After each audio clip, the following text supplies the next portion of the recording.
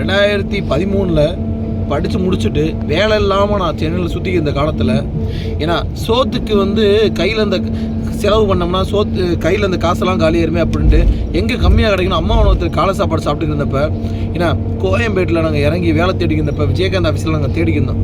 அப்போ கிட்டத்தட்ட ஒரு மாதம் அவர் ஆஃபீஸில் தான் மதிய சாப்பாடும் நைட்டு சாப்பாடும் கிடைக்குன்னு சொல்லவும் அங்கே நாங்கள் சாப்பிட்டுக்கிட்டு இருந்தோம்.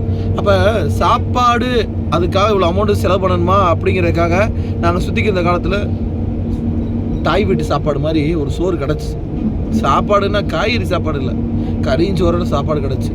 ஆனால் ஒரு நாள் அவர் எங்களை பார்த்து ஒரே ஒன்று கூப்பிட்டு சொன்னார், ஐயா இங்கே வாயா தம்பி, இங்கே வாயா, எந்த ஊரியா, ரொம்ப நாளாக இங்கேயே சுற்றிட்டு இருக்கிற, என்னையா அப்படின்னு.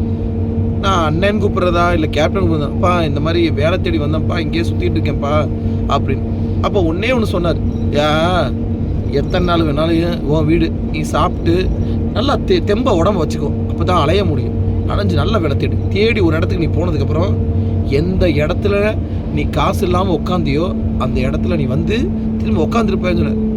இன்னைக்கு 2013, இன்னைக்கு 2023 ஆயிடுச்சு. கிட்டத்தட்ட 8 வருஷத்துக்கு ஆயிடுச்சு, இது 10 வருஷம் ஆயிடுச்சு. ஒரு 3 வருஷத்துக்கு முன்னாடி நான் அந்த இடத்துக்கு போனேன். எந்த இடத்துல எல்லாம் அவர் சொன்னார் அந்த இடத்துல நான் அவர் அங்கே இல்லை. அவர் வாசல் வரைக்கும் போய் அவர் வீட்டு வாசலில் சாலிகிராமத்தை தொட்டு கும்பிட்டுட்டு திரும்ப நான் என் வீட்டுக்கு வந்துட்டேன். ஏன்னா என் தலைவர் இருந்துக்கிட்டு இருக்கார். ஏன்னா வாய்ப்புங்கிறது ஒருத்தன் தான் உருவாக்கி கொடுக்க முடியும். உருவாக்கி கொடுக்கறதுக்கு ஒரு மனசு வேணும், ஒன்று தூண்டி விடுறதுக்கு ஒரு மனசு வேணும். அது தூண்டி ஒரு இடத்துல அவர் இருந்தார், என்னை தூக்கி விட்டார், தூண்டி விட்டார். இன்னைக்கு அந்த காசு அந்த வருமானம் பொருளாதாரத்தில் என்னை நிப்பாட்டிட்டாரு.